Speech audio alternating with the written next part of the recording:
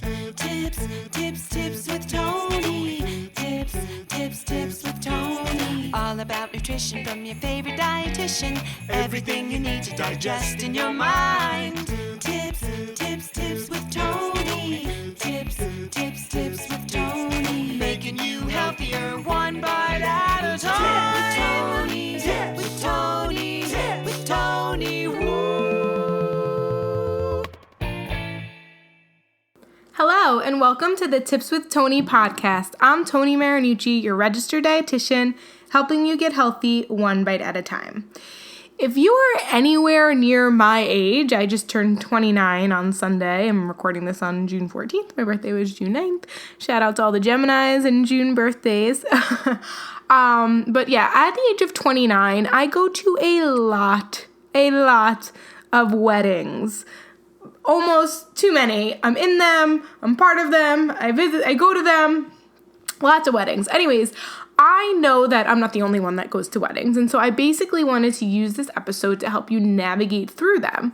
So although I usually tell people, like, if it's something that happens every once in a while, you know, it's really not something we need to worry or focus so much on. But if you're going to a wedding, say every 3 months or so, and you have a barbecue every few months, and you have a birthday party every few months, like, as you guys know, if you haven't caught on by now, I'm teaching you how to navigate through these social situations because such is life. If you're enjoying life, then you're going to these events, and it's important to know how to navigate through them for long-term success in your health journey, but also in the short term. We know that when we overeat or overdrink or make less healthy food choices, we never really feel great about it. So I want to make sure that you feel good every single day of the week if possible. Okay, so here we go.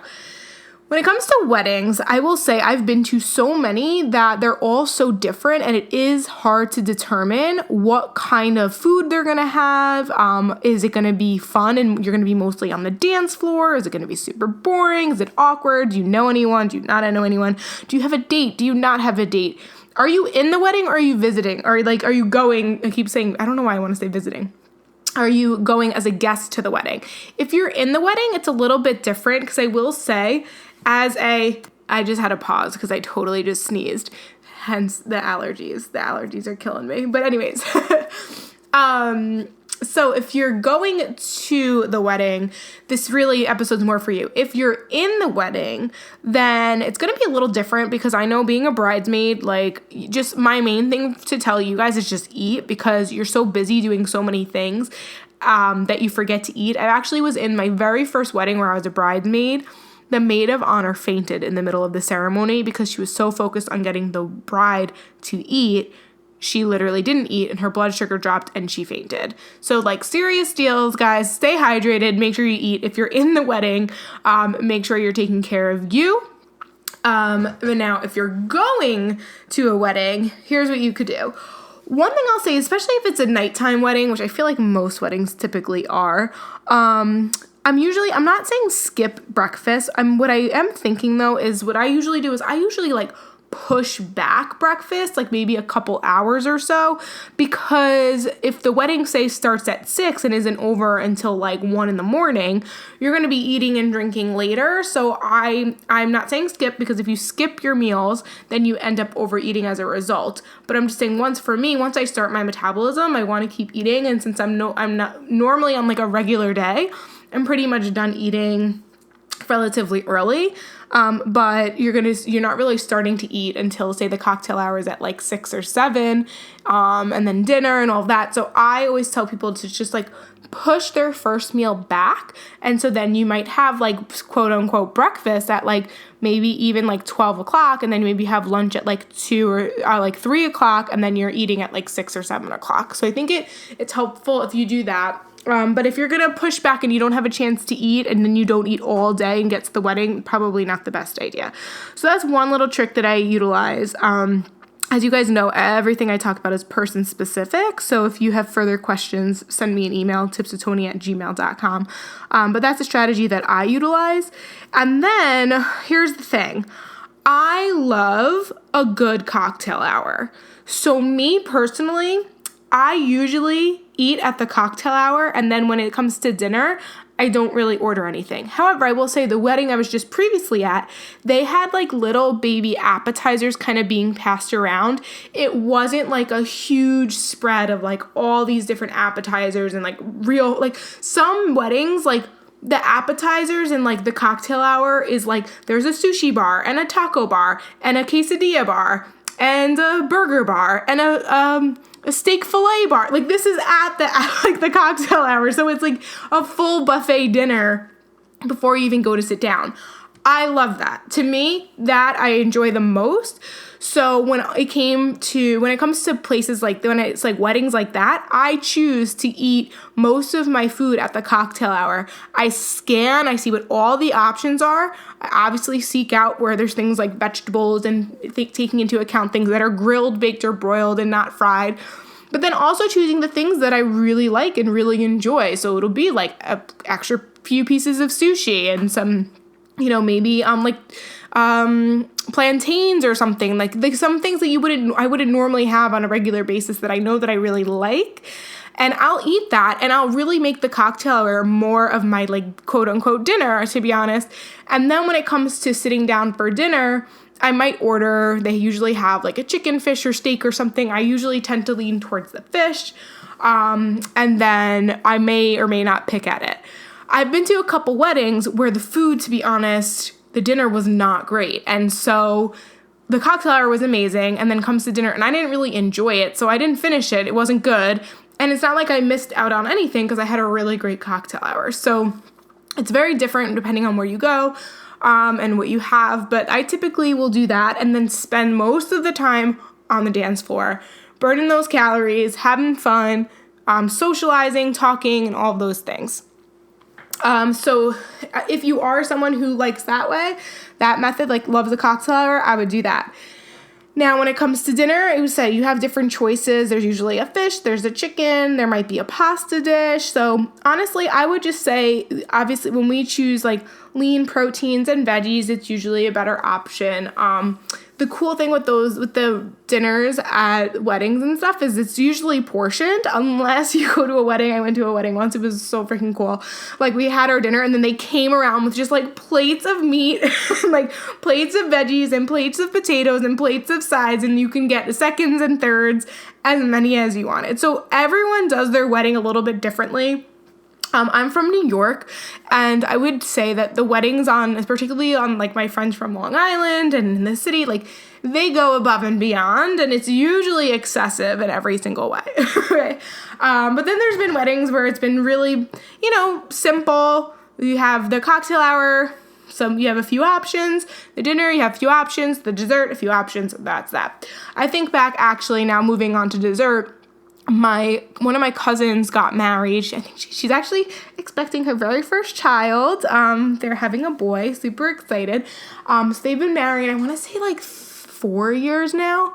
That wedding was, oh my God. Like the stations from the cocktail hour to the dinner to the dessert was crazy. But so the dessert they called the Viennese hour, and it was literally an entire room of dessert stations, from like chocolate sundae stations to waffle stations, to crepe stations, to just like cookies and cakes, and then like a fondue and like I want to say like popcorn with like caramel drizzles and like just like any type of dessert you can imagine, there was a station for it. It was the entire room. It was a large room, and it was crazy. And so I didn't know that was going to be it. At that point, I had like danced my life away. I thoroughly enjoyed the cocktail hour. I once again didn't really eat too much of the dinner, and we got to that, and I was just like, oh my gosh, like this is crazy. So that was an experience where I felt like, you know what, I can't even remember what I had, but I definitely had something from like one or two of the stations. So it was just like, I've never even seen this before. Like, this is crazy. And so I just picked and chose what I wanted, but you always want to be mindful of how full you are. Okay. Because we all know that food tastes really good, and certain foods that you can indulge in taste great, but when you overdo it, it takes the joy away. So we're eating and indulging to experience pleasure for a short period of time. That's what we're aware of. Yet when we overdo it, we've removed that pleasure and there was no purpose in having it anyway. So that's definitely something to consider. Now, if you're someone who drinks alcohol, that's another thing to consider. You have an open bar. You can get as many drinks as you want. And honestly, no one's really judging you at a wedding unless you kind of go completely overboard. But it's kind of really acceptable to have as many drinks as you want. You can easily sneak it away. So we want to be mindful. Last week, or it was 2 weeks ago, I released an episode about, summer drinks and making better choices. I have another podcast called Rethinking Your Drinking.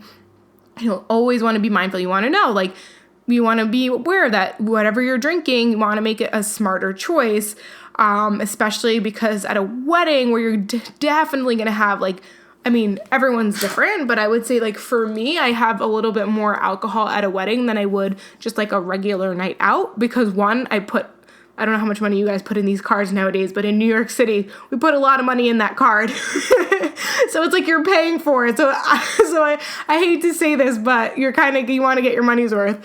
No, but also too, it's just fun and you're in the moment, and it's a long night. It's 6-7 hours or whatever.